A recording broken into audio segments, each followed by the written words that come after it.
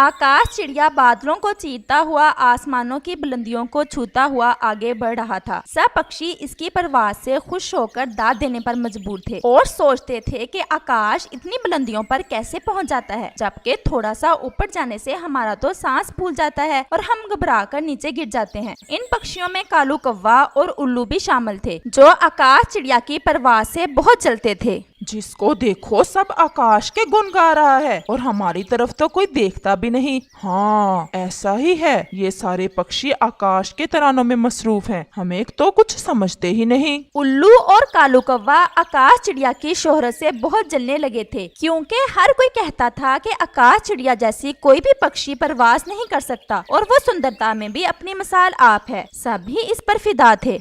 यार, आज तो मेरे मामा जी ने हद ही कर दी। मुझे देखकर बोला, देखो इस नखट्टू को, ये अपना दाना भी नहीं ढूंढ सकता और एक आकाश चिड़िया है जिसके हर तरफ चर्चे हैं और वो अपनी खुराक के अलावा दूसरे की पक्षियों की भी मदद करता है। कौवे की ये बातें सुनकर उल्लू भी गुस्से की आग में जलने लगा। वो दोनों सोचने लगे इस आकाश चिड़िया के बच्चे को कैसे सबक सिखाएं, क्योंकि आज उल्लू के बाप ने भी इसे नकम्मा होने का ताना दिया था और उसे आकाश चिड़िया की जिंदगी से सबक लेने का कहा था। इस आकाश का कुछ ना कुछ हल निकालो, वरना ये तो हमारी जिंदगी अजीरन ही बना देगा। ये कहने के बाद वो सर जोड़कर बैठ गए और उसे परवाज में नाकाम करने के उपाय ढूंढने लगे। काफी समय दिमाग लड़ाने के बाद इनके जहन में एक आइडिया आया। मेरे जहन में एक आइडिया आया है, अगर तुम्हें भी अच्छा लगे। हाँ हाँ, बताओ।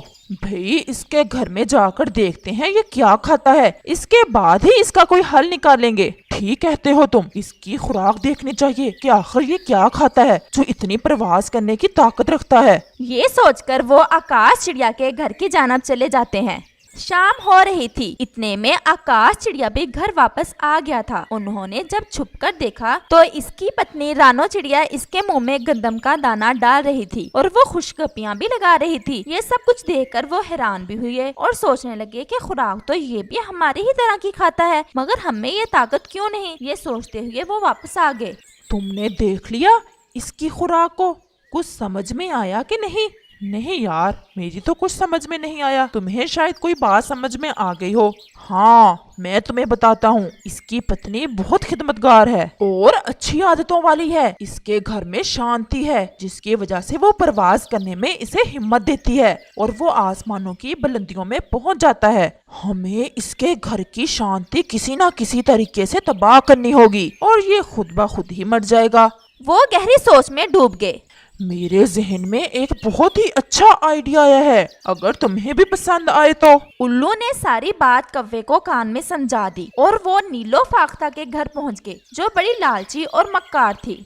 इसने उल्लू और कौवे को देखकर कहा, आओ मेरे बच्चों, आज मेरे पास आपका कैसे आना हुआ? आंटी, हम आपके पास एक काम की गरज से आए हैं। अगर आप हमारा ये काम कर देंगी तो हम आपको ढेर सारे सरसों के दाने ला देंगे। सरसों के दानों का सुनकर नीलो फाख्ता के मुंह में पानी भर आया और कौवे ने सारी कहानी इसे सुना दी। तुम लोग इस काम को अब मुझ पर छोड़ दो, मैं ऐसे काम करने में बहुत माहिर हूँ। बेफिक्र होकर तुम घर जाओ और दानों का बंदोबस्त करो, तुम्हारा काम हो जाएगा। उल्लू और कौवा घर को लौट आते हैं। दूसरे दिन नीलो फाख्ता आकाश चिड़िया के घर पहुँच जाती है और आकाश की पत्नी को देखकर कहती है, बेटी, मैं घर से काम से निकली हुई थी, सोचा तुम्हें भी मिलती चलूं और तुम्हारी ये थास्ती थी पूछती चलूं। आंटी, आपने बहुत अच्छा किया, ये आपका अपना ही घर है, आपका बहुत धन्यवाद। बातें करते करते नीलो फाख्ता ने कोई बात रानो चिड़िया के कान में कही, जिससे सुनकर वो बहुत परेशान हो गई। बात करने के बाद फाख्ता ने इजाजत ली और घर को चली गई।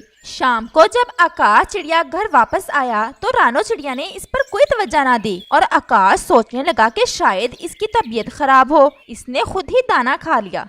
दूसरे दिन भी इसी तरह वो वापस आया। रानो चिड़िया ने इसकी कोई बात ना पूछी। अब तो आकाश चिड़िया बहुत ज्यादा परेशान हो गया और उसने रानो से पूछा, रानो, तुम्हारी तबीयत तो ठीक है ना? चलो डॉक्टर से दवा ले आते हैं। मगर रानो ने गुस्से से मुंह दूसरी तरफ फेर लिया। ये देखकर आकाश समझ गया कि इसे कोई ना कोई मुझसे नाराजगी है, जिसकी वजह से वो मुझसे बात नहीं कर रही। आकाश ने भी दाना नहीं खाया और भूखा ही सो। अब तो वो बहुत परेशान रहने लगा था और इसकी वो पहले वाली उड़ान भी नहीं रही थी और वो दिन ब दिन कमजोर होता जा रहा था। जब कालू कौवे और उल्लू ने इसकी ये हालत देखी तो वो बहुत खुश हुए। मुझे तो यार इस बेचारे की ये हालत देखकर इस पर दया आती है। इसकी वजह से हमें रोज घर वालों के ताने सुनने पड़ते थे। अब आया ना मजा, ऐसे ही तड़प तड़प कर भूखा जान देगा।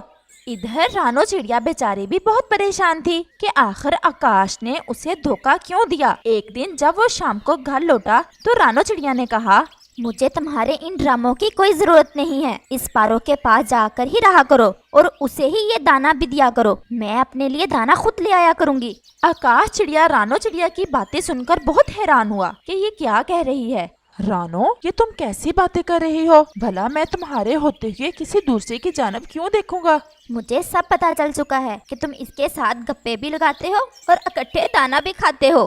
तुम मेरा विश्वास करो, ऐसा कुछ भी नहीं है। तुम्हें किसी ने बहकाया है मेरे खिलाफ। मैं आज भी तुम्हारी दिल से कदर करता हूँ। मगर रानो चिड़िया के दिमाग पर इन बातों का कोई असर ना हुआ क्योंकि नीलो फाख्ता ने इसके कान अच्छी तरह से भरे हुए थे और वो फूट फूट कर रोने लगी।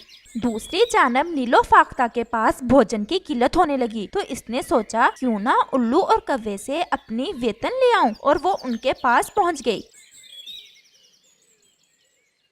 बताओ कैसे किया तुम्हारे काम को मैंने तरीके से। अब वो आकाश चिड़िया भूख और परेशानी से कमजोर होकर मर जाएगा। इस तरह तुम्हारे रास्ते का कांटा भी खत्म हुआ और रोज तुम्हें ताने भी नहीं सुनने पड़ेंगे। अब लाओ मेरी वेतन मुझे दो, सरसों के दाने।